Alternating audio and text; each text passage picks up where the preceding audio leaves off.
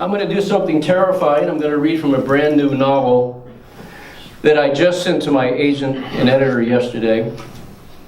I'm going to read from the first part and then read about 100 pages in. It's from 3 points of view, and it's called Gone So Long. And thank you. Once again, her name moves through Daniel's blood like floating debris. It scrapes along his bones and pokes at his old organs and is a steady pulsing nudge in his head. For days now it has lodged itself in the searing ache in his hips and lower back, and he knows there's only one way to free it. But first he needs to finish these chairs he's caning under the sun. His eyes sting. His work glasses have slipped to the end of his nose. Daniel takes them off and lets them hang around his neck. He wipes the sweat off his forehead, then stands to stretch his back, but the pain remains. The sickness deep inside him now, he can feel it. It's not going anywhere. He sits on his stool and puts his glasses on and gets back to work. Today he notices his hands. They're his old man's, stubby fingers, chipped and yellowed nails, though his father's always had carnival paint in his cuticles that never came out. Daniel reaches for his nail file he uses to weave the cane under and over itself. A warm wind kicks up from the east and brings with it beach sounds, or maybe it's just Daniel's memory of them. The creaking gears of the Ferris wheel and the popping water balloons and the cries of gulls. There's the tinny whine of the carousel organ and the rattling jerk of the roller coaster cars, the shrieks of women and children hurled out over the hissing surf. But always there comes, rising up from inside him and getting louder, the blaring rock and roll of the Himalaya. Sugar, sugar, Proud Mary, Tommy Rose singing He's So Dizzy His Head is Spinning. Yesterday, after months of thinking about it, Daniel finally drove around the Midway, and it still isn't half what it used to be. The wooden roller coaster was torn down years ago, and the Ferris wheel they have now is kiddie-sized, the Himalaya gone, though there's a strip club with tall white columns at the doors. On a sandwich board out front, a sign read, Father's Day lap dances, half price. Daniel hasn't seen his daughter in 38 years, and there is so much to tell her, but why would she listen? There was her mother's brown skin, her long wet hair that smelled like the ocean and baby oil and made him want to kiss every part of her. There was her small face and straight back, her breasts and brown nipples. No, he would not tell his daughter of those, though all these years later he can still see them. The tiny dark freckles around them, how white her breasts looked, the rest of her always so tan because they were both amusement park kids who lived at the beach. Danny Ahern, Liam's son, the artist boy, though only a few called his father that. They called him Ahern or Old Liam or the Magic Mick because he could take sea air beaten shit and make it new again. The giant clown's head on the roof of the funhouse, all the signage for joints up and down the Midway, the 5 o'clock club, Willie's hard and soft ice cream, the pavilion and bathhouse and Shaheen's Funorama Park. And Linda's father owned the Penny Arcade. Her family lived there too, though you wouldn't know it. Past the skee ball and slot machines, the pinballs and billiard tables was a black wall. And on the other side of that wall was the apartment Linda lived in with her mother and little brother Paul and her father Jerry Doobie, who hated Danny because he could smell how much he wanted his Linda. Everybody wanted her, and that was the problem. No, that's old thinking. The problem had always been Danny's, though for him it was more than just wanting. It was a need so fierce, his own body felt like a too tight suit, like the blood in his veins was about to turn on him until he was with her again. And then when he did have her, that hot, warm possession burrowed into his heart.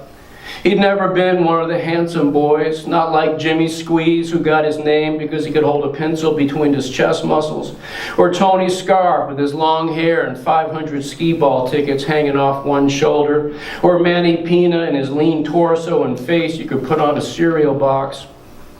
And there were so many others.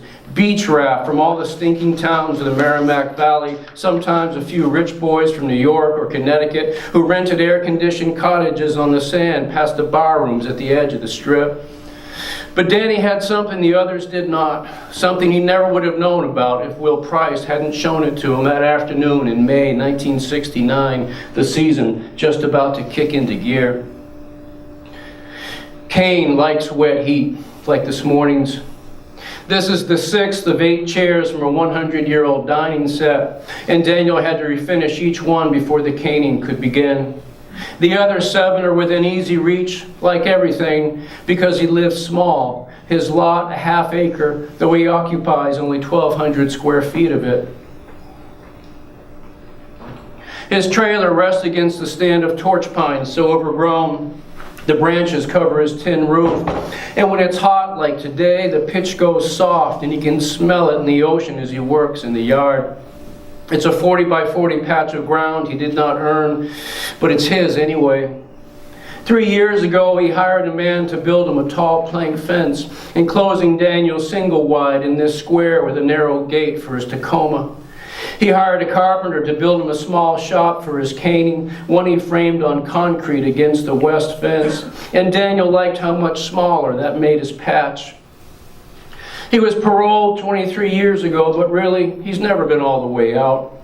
His days and nights are as regimented now as they were then. Awake at 6, in the shop by 7, lunch at 11, and the rest of the day, unless he's late with a piece of furniture, he drives over the river into Port City and the Council on Aging, picks a name and drives an old man or woman to a doctor's appointment or to the plaza to shop for food and medicine. It may have been a mistake to come back here, but when his mother got sick, he just had to, and now she's been gone 3 years, and nobody was more surprised than he was that she died with some money, leaving him at this late age of 63 with his first home, a shop, and this patch of ground he sweats on under the sun. Daniel sticks the end of the cane into the next hole in the seats frame and begins to weave it back across. He's thirsty, but that can wait. He needs more aspirin, but it doesn't do the job anyway, and that can wait too. Working on aging furniture, it's so easy to keep drifting back. He thinks about his old man and how quiet he always was, and how that made Danny quiet. His mother doing the talking for all 3 of them. She was from New Jersey and had that accent from there, which made her sound less intelligent than she was. She had a high voice too, and it seemed to come from that hooked nose of hers, the one she gave Danny, and she was always talking to herself. She'd be washing the dishes, Danny's father sitting at the table slowly reading the Boston Herald, sipping his Bushmills. Danny sitting in front of his plate, he'd wipe clean with a slice of bread, waiting to be excused by his old man. Then over the running water in the sink would come Ma's voice. "Yep, I said that to her. I did. Don't tell me I didn't." Or, "I know it. 3 times in one day, the poor thing." And Danny's father would turn a page of his paper, and that was Danny's moment. The only time his father would tolerate an interruption. Everything he did concentrated, focused, and solitary. 3 times Danny was in solitary. And it's strange how he became his father. Time was Danny's now. Time was wet concrete he had to wade through. Time was thick air and the buzz of fluorescent lights that never went out. And Danny lived those days by reading 1 word at a time out of the Bible, the only book they gave him, most of it old words he couldn't even sound out in his head. And then, when he couldn't tell anymore what was morning or afternoon or night, even when the cold eggs on his plate told him, he became his mother, talking to himself, though he was really talking to his little girl Susan. He sat on his bunk and told her things out loud he needed her to hear. He knows he did, but what? What could he possibly have said? Susan was 5. Is that right? Yes, because she was born in 70 and Danny went down in 75. She used to sit on his lap and snuggle into his chest and listen to his heart. "It's so loud, Daddy." Her hair was straight and brown like Linda's. She had Linda's small face, too, spared the hooked nose of her father and grandmother, spared Danny's badly spaced eyes.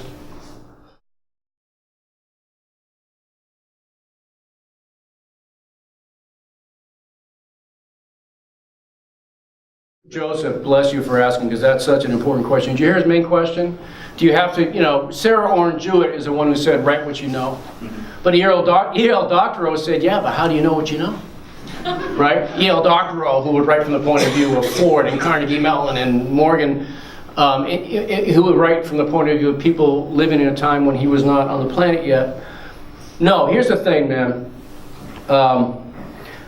In this case, hopefully, this character of Susan, I am not writing from the point of view of a writer because I write. She just was making it loud and clear this is where her heart is. But look, I've written from the point of view of a retired Iranian colonel. I've never been to Iran, I've never been in the military. There were moments, Joseph, writing about him, and this is in a novel called House of Sand and Fog, where I felt more as if I was writing with my center than anything else. I've got a character in my novel Garden Last Days who's a single mother who makes her living as a stripper. And I felt more of me present as a young stripper single mother than I have writing personal essays about my literal experience. So there's a wonderful line from Willa Cather. My wife says, honey, you have no wisdom of your own, just like a Rolodex of other people's wisdom. I said, well, I call it attribution. Willa Cather said it best. I love this line though. She says, a writer is at her best only when writing within the character and range of her deepest sympathies. Only when writing within the character and range of her deepest sympathies. Now that's next to useless as writing advice after the fact, but I bet a lot of people in this room, I know I can say, after having written something, even something I've worked really hard on for years, there's been a certain horribly dead, stagnant feel to it. And I've realized ultimately it's because I wrote outside of my emotional center. And in some ways, the writing in that, I won't tell you what book it is, but the writing in that book is better than in other books in a lot of ways, because I knew I was writing far afield from what I cared about. And so for me, my father was the great short story writer with the same name, and I've got the three because I'm not him. And one of my favorite stories of my father is a story called The Fat Girl. And he got, in his lifetime, hundreds of letters about that story because it was widely anthologized.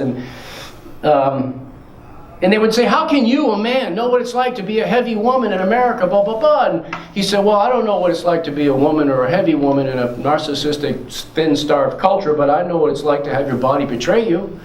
I grew up in the 50s in South Louisiana, wanted to go on the football team, but I weighed 119 pounds, so I couldn't. So it's not a huge stretch or leap to step into the private skin of a fat girl, right? So I do think you never want to take literally Sarah Orne Jewett's advice to write what you know, because then I'm just a white guy in America, I got to write a bunch of white guy in America stories. No, you don't. But it's terrifying, but really fun.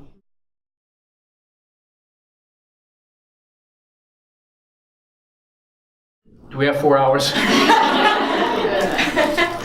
I first want to tell you about a wonderful book by George Garrett about a biography of James Jones, who of course wrote From Here to Eternity.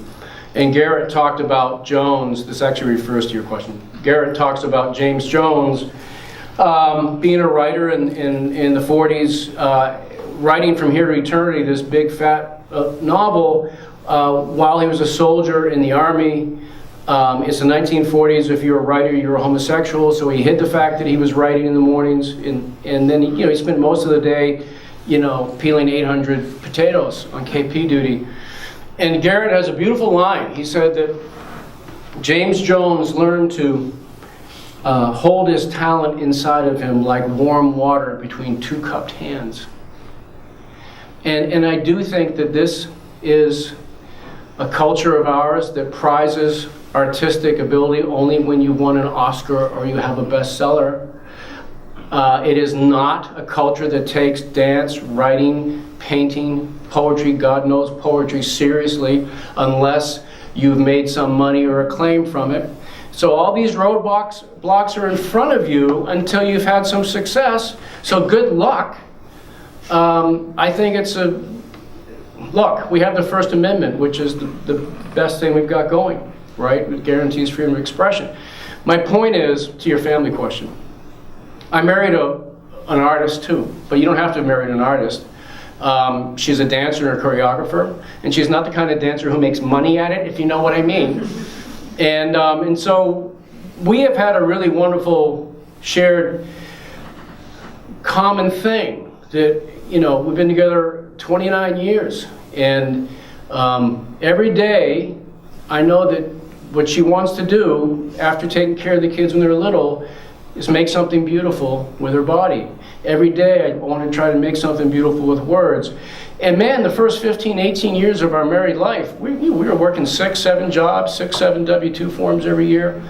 Never made much money. Had one car, lived in a tiny apartment, but you know, I grew up that way. And so I think it's really important.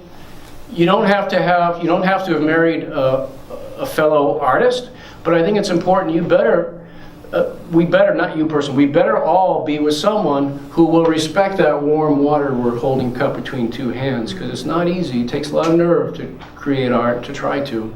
And we're not in a culture that rewards it until you're on Oprah, and then they start caring. And so you've got to be merciless about getting your work done and protecting. You know, I have a very good friend who's a woman married to a man. He's a military guy, and not only does he not respect what she's doing, he doesn't respect books or writers or writing.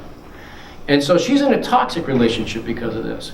But as long as the partner respects what you're doing, the way you might respect what he or she's doing, then you're fine. But I think it's really important to have someone who knows that what you're doing is terrifying, takes great nerve, great faith, and lastly, may it be someone who never expects it to ever make a penny, because chances are it won't. So what? You know? That's all. Thank you.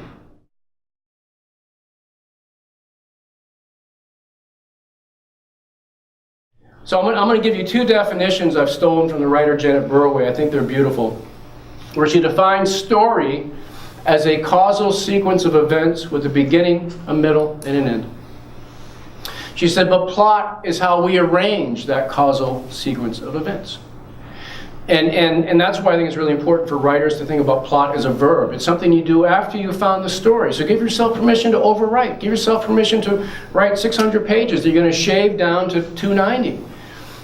It's disorganized to write this way. It's terrifying to write this way. It may mean 3 years of your writing life no one's going to see evidence of. So what? It's not about us. It's about them.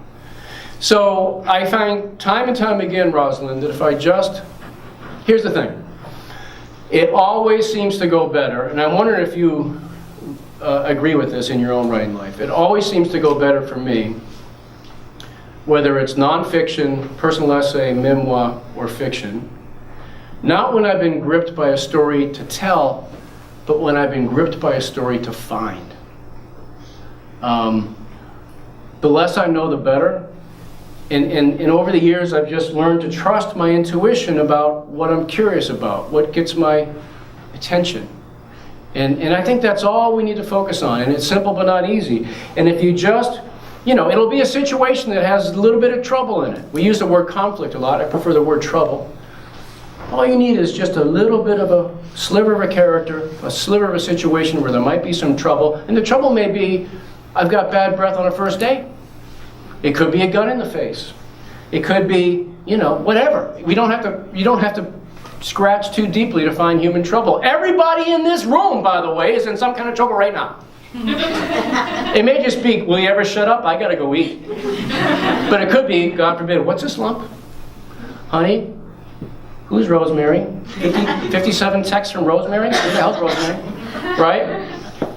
So what I find time and time again, Rosalind, if you just write with authentic curiosity, and you use it to scratch the surface of a human being who shows up in your dream world, the story starts to write itself. But then the real work begins in the revision with that shaping, where you may cut 200 pages in 12 months of your life. Thank you all. Books for sale.